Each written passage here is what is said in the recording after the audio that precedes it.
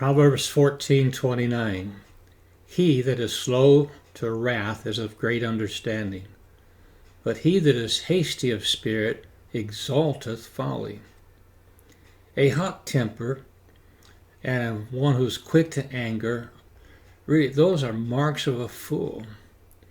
We need to get our spirit under control and keep it ruled, or you will hamper and destroy your life. Great wisdom includes self-control to rule your spirit. If you cannot control your anger, you will say and do many foolish things. Solomon's advice is to slow down and only get angry slowly. Anger is not always wrong, for we find that God gets angry. It says in Psalm 7:11, God judges the righteous, and God is angry with the wicked every day.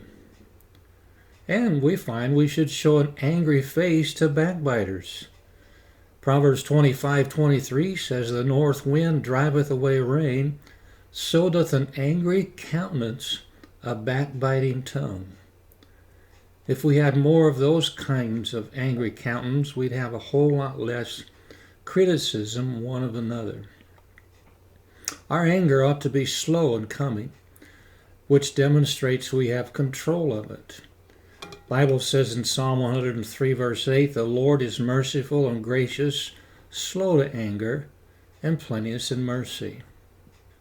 Anger is needed when there's sin, but not if we are sinning because of it.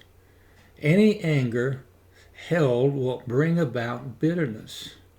Now let's listen to what it says in Matthew 5.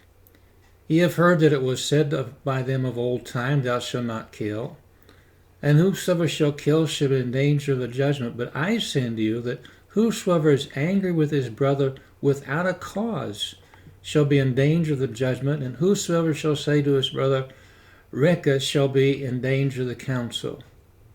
But whosoever shall say, thou fool, shall be in danger of hellfire.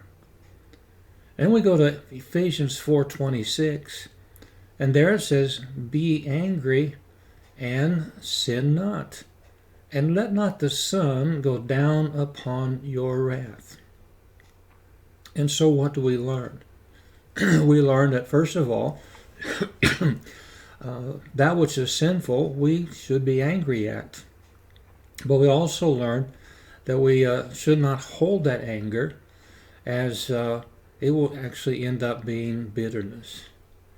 Anger ought to come out of wisdom, not influence it. Quick anger brings about strife, while slow anger shows indignation to sin. One is directed to the sin, the other to the sinner, and that's where fighting occurs.